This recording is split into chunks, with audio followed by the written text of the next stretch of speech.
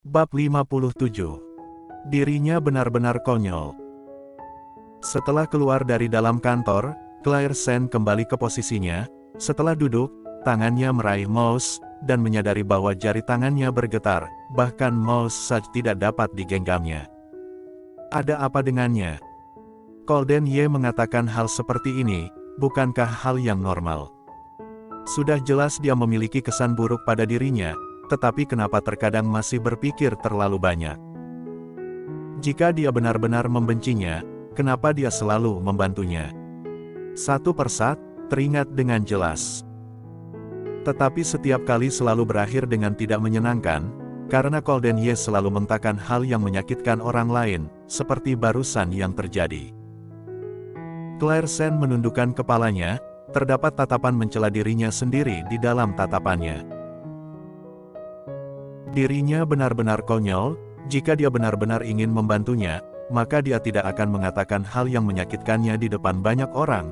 Yang dia katakan tidak salah, dirinya tidak ingin bekerja sama dengan Luz Corp karena keputusannya sendiri, membantunya di toko pakaian karena tidak ingin dirinya membuat malu nama keluarga Ye. Hanya dia yang berpikir terlalu banyak. Perutnya tiba-tiba merasa sedikit sakit, mengakibatkan wajahnya menjadi pucat. Dia duduk tegak, mengulurkan tangannya dan memijat perutnya sendiri. Tiba-tiba teringat sebuah hal. Sekarang dia sudah hamil. Beberapa hari ini dia tidak mual karena hamil, dan ternyata melupakan keberadaan anak ini. Jika tidak, kemarin malam dia tidak akan pergi minum alkohol. Dia benar-benar sangat ceroboh. Claire Sen berdiri dan pergi ke ruangan teh untuk menuangkan dirinya segelas air hangat. Namun rasa sakit tidak menghilang, tidak parah, tetapi terus terasa sakit. Claire Sen duduk beberapa saat, merasa rasa sakitnya tidak bertambah parah, kemudian berpikir seharusnya bukan masalah apa-apa. Tetapi tidak diduga saat sore hari rasa sakit bertambah parah. Claire Sen ragu apakah dirinya harus izin cuti atau tidak. Arthur Xiao tiba-tiba datang mencarinya. Asisten Sen, ini adalah rencana yang ingin dikirimkan ke Departemen Rencana. Tolong kamu antarkan. Baik, baik. Claire Sen mengulurkan tangannya, dan sedikit bersusah payah untuk menerimanya. Arthur Xiao baru menyadari wajah Claire Sen pucat, terlihat seperti sedang sakit. Dia mengerutkan alisnya. Asisten Sen, raut wajahmu tidak terlalu baik, apakah kamu sakit? Mendengar ucapannya, Claire Sen menggelengkan kepalanya. Aku tidak apa-apa. Benar-benar tidak apa-apa. Arthur Xiao curiga dan bertanya, bahkan bibirmu saja pucat. Claire Sen mendengar ucapannya, kemudian mengeluarkan lipstiknya, dan mengoleskannya pada bibirnya. Arthur Xiao. Sial. Tadi terlihat seperti sakit, setelah Claire Sen menambah riasan wajahnya, warna merah cerah pada bibirnya berbanding sangat jauh dengan wajah pucatnya, benar-benar terlihat menakutkan. Sekarang akan aku antarkan.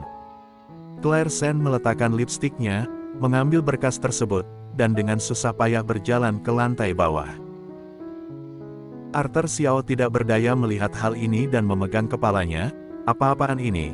Sudah jelas sedang tidak sehat, tetapi tetap bersikeras untuk tidak mengatakannya. Apa-apaan dia ini?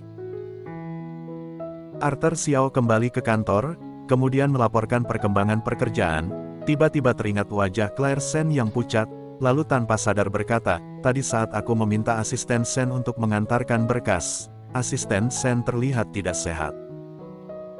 Mendengar ucapannya, Golden Ye menghentikan tangannya yang sedang memegang pena. Sedikit gerakan ini tidak disadari oleh Golden Ye. Tetapi aku sudah bertanya padanya, dia mengatakan dia tidak apa-apa. Orang ini tidak tahu kenapa sedang sakit tetapi tidak mengatakannya.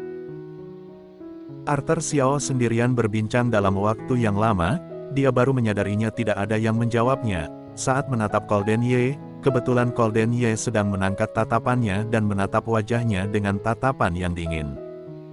Apakah kamu terlalu senggang? Menghadapi tatapan dingin Golden Ye, jantung Arthur Xiao berdetak keras, dan baru menyadari bahwa dirinya terlalu banyak ikut campur. Dia merasa canggung dan memegang kepalanya. Tidak, aku hanya... Jika sudah selesai berbincang silahkan keluar, jangan mengganggu pekerjaanku. Kemudian tidak menunggu Arthur Xiao bersuara, Golden Ye langsung memerintahkannya. Baiklah, Arthur Xiao tidak berani melawan, hanya dapat berbalik dan keluar dari kantor.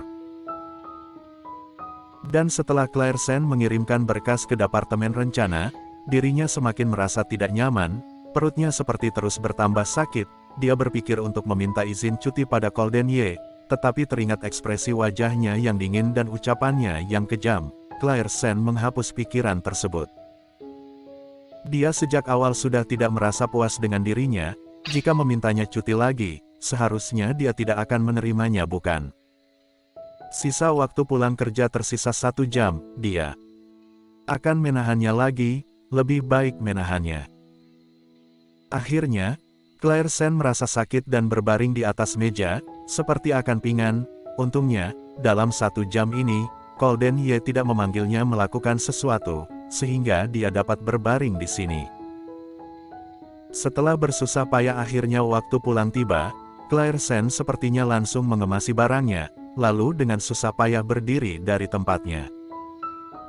Kebetulan Golden Ye keluar dari kantor, Claire Sen berpura-pura tidak melihatnya, membiarkannya naik lift dahulu, dirinya menunggu lift yang lain.